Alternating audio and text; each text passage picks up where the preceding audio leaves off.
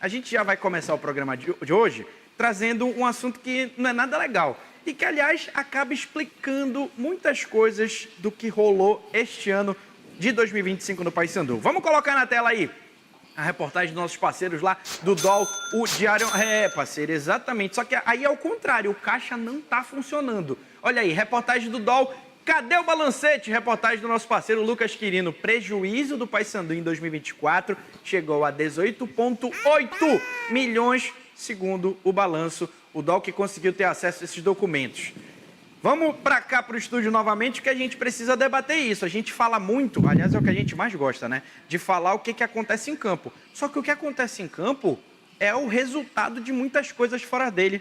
Agora sim, muito bom dia, Eliane Coelho. Bom dia, Danilo. Um ótimo dia a todos. Só confusão, né, irmão? Briga atrás de confusão. E aí é o efeito dominó, né? O que aconteceu lá atrás vai passando. Hoje a gente consegue ver muitas situações que são reflexo de uma construção lá atrás. E aí o Paysandu agora também faz mágica, né? Coloca balanço, desaparece balanço. Por aí vai. E aí se tem confusão, você já sabe quem a gente chama, né? Magno Fernandes é quem está aqui para conversar sobre essa questão também desse balanço do Paysandu. E aí, Magno, é um questionamento que eu não faço nem para ti, é só para debate mesmo. Eu lembro que em determinado momento aqui no programa, quando estava aquela situação de transfer ban, eu falava, peraí, o Paysandu, esse ano, na última gestão, ele adquiriu uma dívida, essa dívida não foi paga, foi bater na FIFA, essa dívida é reconhecida pelo clube, mas as contas do gestor anterior foram aprovadas. Como assim? Abraço, bom dia para você também, Magno. Abraço, Danilo. Bom dia, Eliane. Bom dia a todos aqui presentes. Pois bem, meu amigo. Você lembra, vamos voltar um pouquinho no tempo, no começo do ano de 2024, quando o próprio Maurício Ettinger, ele falou para toda a imprensa que o Paysandu ia ter um orçamento de 70 milhões. Você lembra disso? Sim. Pois é. 70 milhões. Porém, essa conta acabou não batendo. Com a sequência da temporada, um prejuízo de 18 milhões e 800 mil. E o DOL da matéria do Lucas Quirino foi muito feliz quando citou, enquanto o balancete estava no ar. Pois é. Não sei o que aconteceu, não sei se foi o estagiário que foi lá e apertou o dedo de forma nervosa, mas sumiu o balancete. Inclusive, Magno, vou até mais uma vez colocando meu editor numa situação complicada, porque eu vou inverter, porque tu falaste, então mandou a deixa.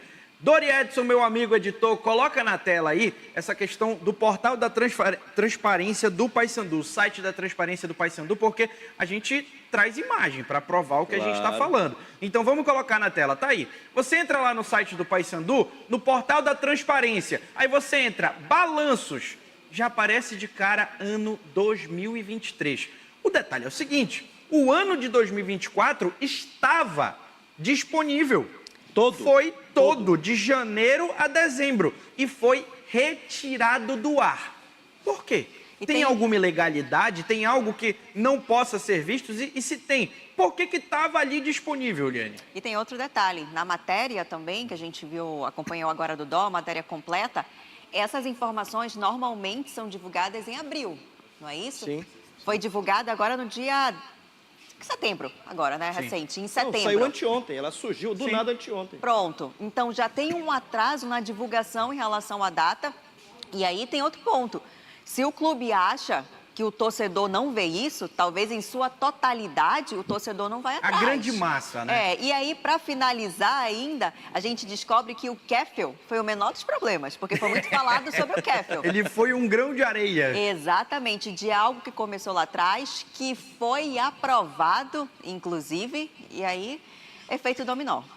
Pois é, só que aí o que aconteceu? Em determinado momento esse balancete ainda estava disponível, o DOL foi lá, fez essa conta e a gente também pegou a conta que o Paysandu tinha postado, que era uma conta que ela era pública. E aí a gente tem um quadro para colocar para você, torcedor, principalmente o torcedor bicolor, para entender o que está acontecendo com o seu clube do coração. Vamos lá, o ano de janeiro... O Paysandu começa ali com menos 74 mil, quase 75 mil. Às vezes, esses balanços eles não são fáceis de entender para nós que somos leigos, não somos da área de contabilidade. Então, a gente traz aí o resultado final.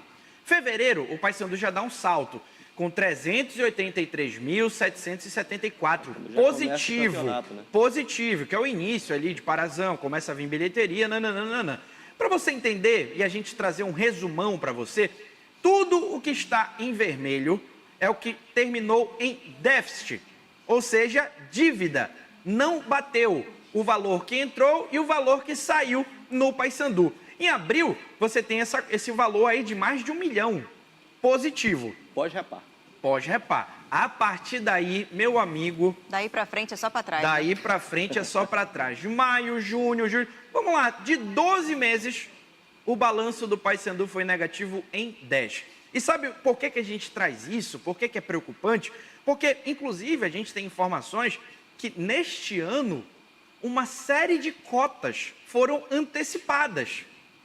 E aí, peraí, antecipar a cota do ano para o ano passado não foi suficiente para o balanço terminar nem no 0 a 0. Então, isso quer dizer que esses 19 milhões, no final de 2025, a tendência é que a conta seja ainda maior. E eu lembro, até citando aqui em alguns momentos, essa história do transfer ban, Liane e Magno. O Paysandu vai pagar na hora certa, o Paysandu tem grandes torcedores, grandes beneméritos, que vão chegar, vão contribuir. Olha, essas dívidas do Paysandu, boa parte delas tem a ver com empréstimos. E muitas vezes empréstimos internos de pessoas que se colocam como mais torcedores que os outros, porque, torcedor fica ligado. Dentro de Remy Paysandu tem gente que acha que ele, que está ali dentro, ele é mais torcedor do que você que vai para a arquibancada. Só que sabe de um detalhe? Esse cara empresta dinheiro a juros para o clube. Ou seja, é uma negociação. Então, Liane, a parada é a seguinte. 2024 está feio, 2025 pode ser muito pior, porque considera uma possibilidade de um rebaixamento do Paysandu que hoje é real. 90%.